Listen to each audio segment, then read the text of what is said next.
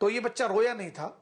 तो वही सबसे बड़ी एक समस्या, चिंता का विषय था कि क्यों नहीं रोया ये। जिले सिंह का बेटा जन्म के कुछ समय बाद बेहोश हो गया और उसका शरीर ऐंठने लगा।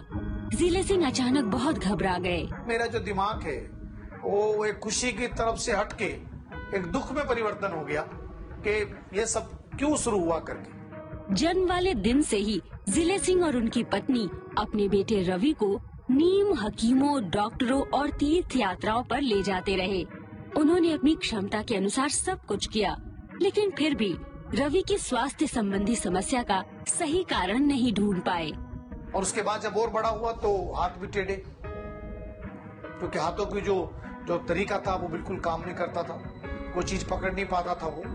और जब चलेगा तो टेढ़ा हाथ करके चलेगा, क्योंकि नसें सारी पूरी मुड़ चुकी थी, उसकी हाथों की नसें जो काम नहीं करती थी। और तीसरी बात जो एक सबसे बड़ी समस्या थी वो मेंटेलिटी की प्रॉब्लम थी कि वो कोई बात को समझ नहीं पाता था। जब रवि 9 साल का था तो एक डॉक्टर ने उसकी अवस्था की पहचान कर ली।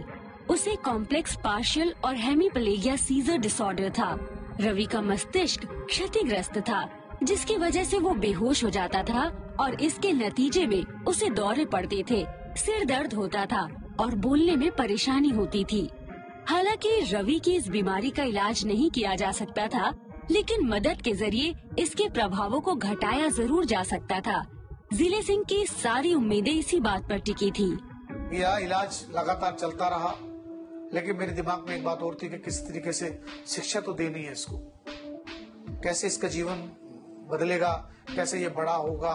जिले सिंह को रवि के भविष्य को लेकर चिंता थी, लिहाजा उन्होंने उसे अपाहिज बच्चों के स्कूल में दाखिल करा दिया।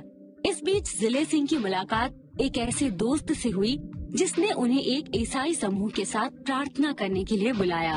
रो रो कर सभी ने मेरे बच्चे के लिए प्रार्थना की। मैंने कहा मेरे समाज में कोई किसी के लिए रोता नहीं है, ना मैंने कभी देखा किसी को रोते हुए हमारे धर्म के लोगों के बीच में कि कोई दूसरे के लिए रोए। अपने लिए तो रोते, अपने लिए कुछ भी करते हैं लोग, लेकिन दूसरों के लिए कोई रोता नहीं। तो वो बात मेरे दिमाग में एकदम अचानक लग गई कि यार ये लोग कैसे हैं जिनको मैं जानता नहीं, और वो लोगों ने मेरे बच्चे के लिए प्रार्थना रो रो कर की है, तो मुझे बहुत अच्छा लगा। लोगों की प्रार्थनाओं की निष्कपटता से प्रभावित होकर जिले सिंह ने साप्ताहिक बैठकों में हिस्सा लेना जारी रखा। वो अपने साथ रवि को भी लाने लगे और अपने बेटे की सेहत के लिए ईसा मसीह से प्रार्थना करने लगे।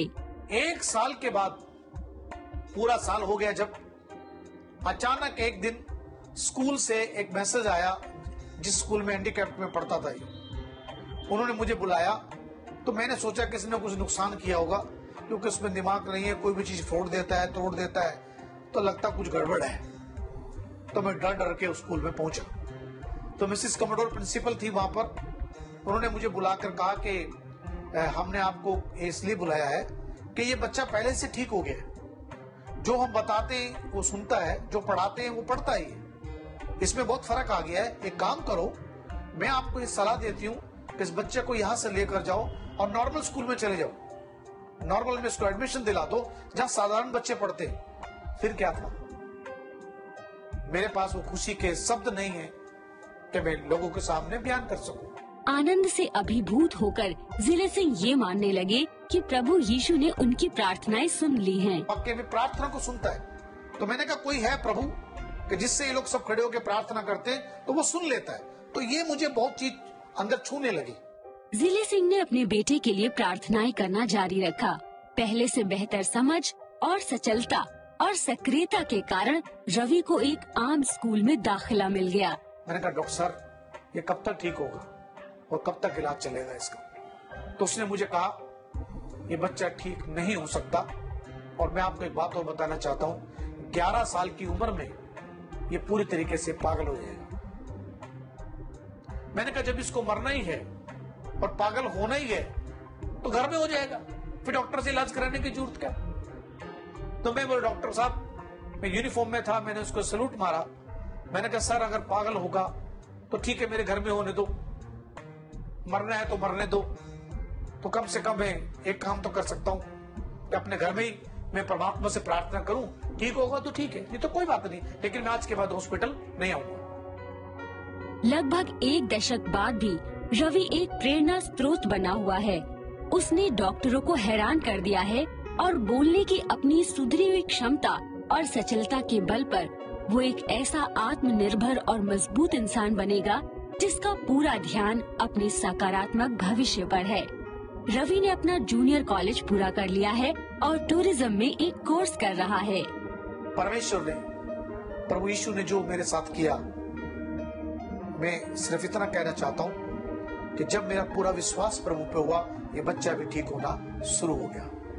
नॉर्मल तरीके से पढ़ता रहा। आज मेरा बेटा 21 साल का है।